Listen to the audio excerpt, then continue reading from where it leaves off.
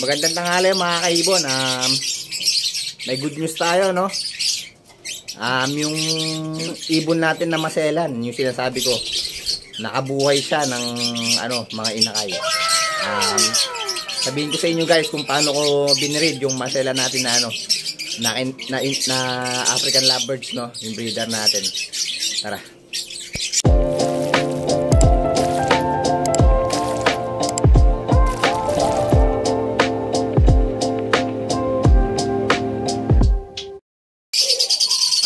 Guys, bago ko nga pala pakita sa inyo, nagpapasalamat lang po pala ako sa mga sa mga followers natin na nag-pray para sa anak ko, no? Tsaka sa mga nag-avail na rin po ng ibon.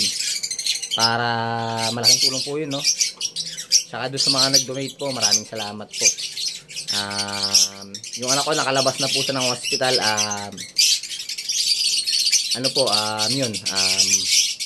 Marami pa rin bawal na kainin, no? Bawal yung maalat, mamantika, basta maraming bawal. Ang pwede lang sa kanya, mga gulay, prutas, basta yung walang asin, yun. Nagkaroon siya ng pneumonia. Pero yun, ginagamot na po ngayon. May binigay na gamot yung doktor, antibiotic, sa gamot sa ubo. Dito niya na lang iinumin sa bahay yun, mga kaibon. Yun, maraming salamat po sa inyo lahat, no? Sa lahat po ng nag-pray, nag-donate, saka nag-avail ang ibon natin. Maraming po salamat sa inyo lahat. God bless po sa inyo. Guys, eto, no? Pagtingin natin kaninang umaga, no? May patay sa mga inakay nung breeder natin. Malaki na yung inakay, no? Pero namatay pa rin. Ang parents nito guys, etong papakita ko sa inyo, yung back-to-back power blue opaline natin. Dito. Ito yung parents guys, yung cock. Yung hen, ayun, nakasilip.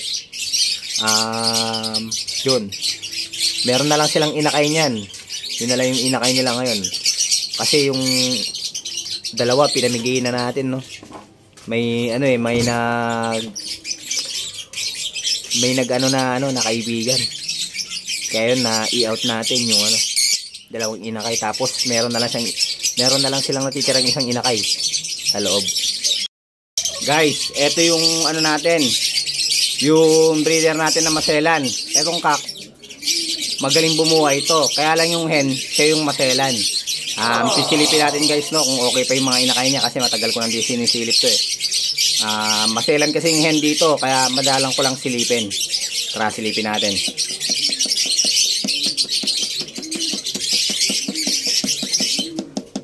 Ay, lumabas. Yun. Yung white bull split ino hen natin. Yan, maselan yan. Silipin natin nest box. Ayun guys, nakabuhay siya ng dalawang inakay. No? Possible split ino, pareho yung yung cock possible split ino, yung hen split ino. Yun yung nila, naging inakay nila. Ayun yung breeder natin guys. Kwento ko sa inyo kung paano ko siya binreed, no? Kung paano siya nakabuhay ng mga inakay nila kahit maselan siya.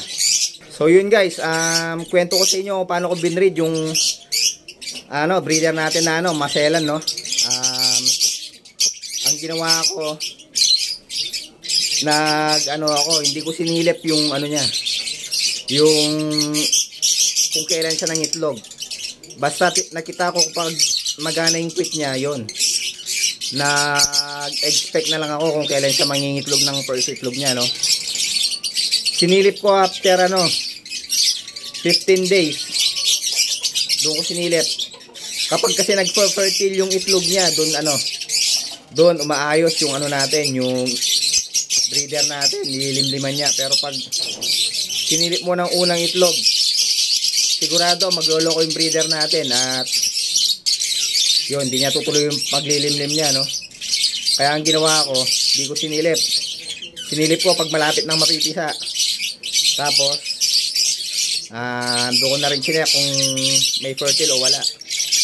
So yun, ganun yung ginawa natin, no? Para mabreed natin yung maselan natin na African lovebird. Kaya kung may maselan kayong African Lovebirds breeder,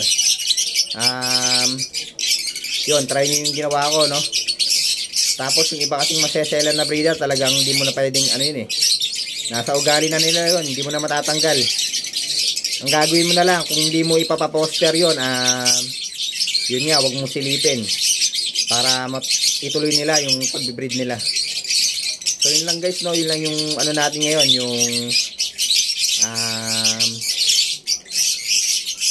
isasuggest ko sa inyo kapag may maselan kayong breeder. Yun guys. Hanggang dito na lang yung vlog natin ngayong araw guys. Maraming salamat po sa inyo lahat. Lalong-lalo na po dun sa mga tumulong sa atin. Nasa hospital yung anak ko. Yun. Maraming pong salamat. Ingat and God bless mga kaibon, mga kalapatid.